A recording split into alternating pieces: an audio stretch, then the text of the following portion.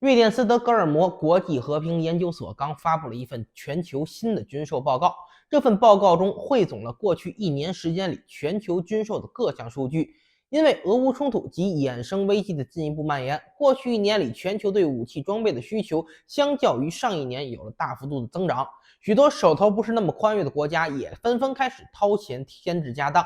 置办新式武器，巩固国防，以面对潜在安全威胁。由此带来的结果就是全球主要军火出口国迎来了一波销售热潮。但让人意外的是，此份报告中有关中国武器出口额的数量却出现了下跌。瑞典人统计到的公开数据显示，与2013年和2017年相比，2018到2022年度中国武器出口额下降23%。但若从全球军售排行榜来看，中国依旧是强劲的上升势头，稳坐排行榜第4名。在军火销售额上，仅次于美国、俄罗斯、法国，是全球主要对外军售国家之一。如此这般情况让瑞典国际和平研究所的军事分析师和专家们感到费解。中国有着强大的军工生产能力，是全球第1大工业国、第2大经济体，既有能力还有钱造又好又多的武器，偏偏出口额呈下降趋势，不如之前多。对于这种情况，中国上海政法大学教授倪乐雄表示，可能是因为近几年来中国周边日趋复杂的安全形势导致的。在美国唆使盟友接连挑衅不断，扬言武力介入台海，阻止解放军统一祖国，收复台湾，南海周边的一片小国也因美国的鼓噪带动而频频侵犯中国主权。如此这般情况之下，中国势必要把更多的军工产能用于自身国防实力的建设和发展。解放军自用订单本就已经排得很满，武器出口额下降也是非常正常的现象。说完出口额，咱们再看看进口额啊。说到这儿，可能就有军迷朋友好奇了，现如今中国武器装备今非昔比，各种先进武器都能自研自造，解放军新采购的也都是国产装备，为何还有中国武器进口额一说？别说，还真有，至少在某些领域上，解放军暂时因为急缺或国产同类装备在此领域尚且是空白的问题，确实采购了一些外国装备进行临时性补充。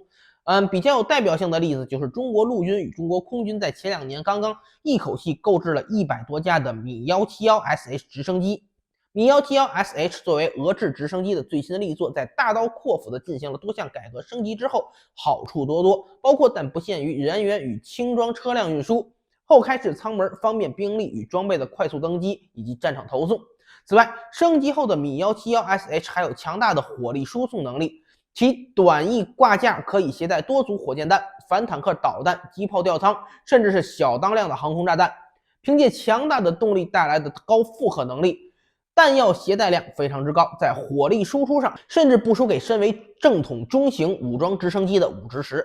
在机载设备上也是样样兼具。以往俄制直升机电子设备短板基本被补齐，像是红外告警、激光告警，甚至主动防御系统，那都是应有尽有，只要钱到位就能升级成满配。解放军进口并使用米171直升机已经有相当年头了。对于这么一款性能强大、物美价廉的最新升级版，我军在实际考察一番后，立刻下单了3位数的巨大采购量，这在解放军采购外国直升机项目上还属首次，直接刷新了单笔直升机军购交易最大采购量记录。究其原因，无非是米171SH 本身物美价廉，以及我军对其熟悉程度很高。只要俄罗斯那边生产完成，我军接装后就能在短时间内迅速形成战力，可以直接跳过新武器刚刚列装的漫长磨合期。这对于短期内就将要面对重大军事斗争节点的我军来说，无疑是非常重要的。同时还有更重要的一点，便是米171SH 的同类型装备在中国军工暂时还是个领域空白。